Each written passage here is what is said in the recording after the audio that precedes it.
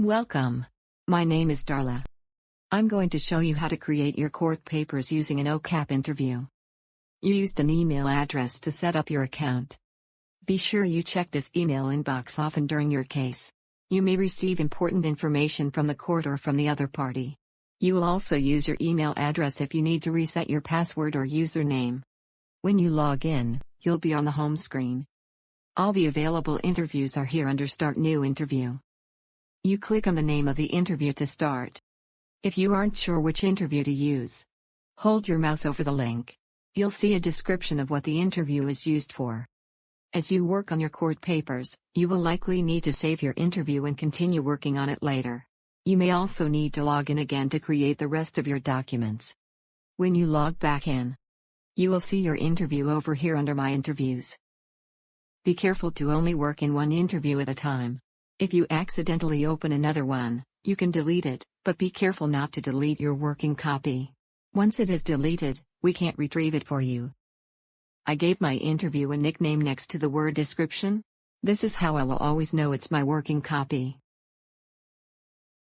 Let's open an interview so you'll know how it works. I'll use the one I already started. It will take a bit of time to open. While it's getting ready, you'll see important information about the court process. The OCAP interviews are pretty simple to use. Use the Previous and Save and Continue buttons at the bottom of the screen to move backward and forward. After you fill in all the info, click Save and Continue to move to the next screen. You must complete any item in red before the Save and Continue button will work. The titles of the screens will display in the interview outline over here. When the screen icon is grayed out, it means the screen hasn't yet been completed. When the screen icon isn't gray, it means you have completed the screen. A red asterisk means you must do something on that screen before you can continue. Clicking a screen title in the outline will take you to that screen if you need to review or change something. You can only go to screens that are been completed and aren't grayed out. It's easy to make changes and fix mistakes. If you want to clear information you've entered, mouse over the response box. A gray circle with an X will appear. Click it and your response will be erased. Now, I want to show you how to add things like vehicles, or bank accounts. And how to remove them, if you add one by mistake. Let's add another bank account and then I'll show you how to delete it. I have entered one account, and want to add another. Instead of clicking, Save and Continue, click the button that says Click here to add another bank account. It will create a screen for the new account.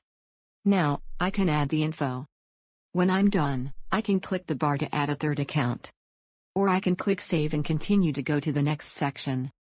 Both accounts will show in the outline. To delete a repeat screen, if, for example, you entered the same account twice, there's a handy tool up here under the triangle. Select Delete Repetition.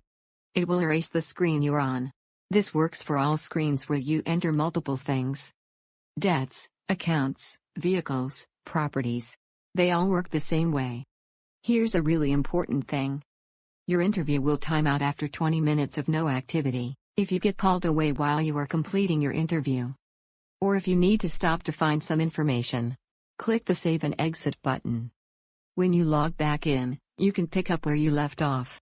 You can also avoid your session expiring by clicking the Previous and Save and Continue buttons every few minutes, to let the program know you are still working. When you are done with the interview, select View Documents. If you can't see the View Documents button, maximize your screen and scroll down until it appears. The documents will open in the PDF reader on your computer.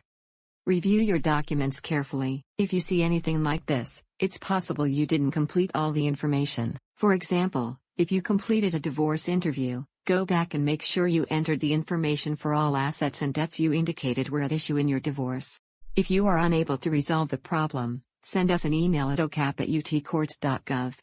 When you have made any needed changes and are comfortable with your documents, print them and file them at the court.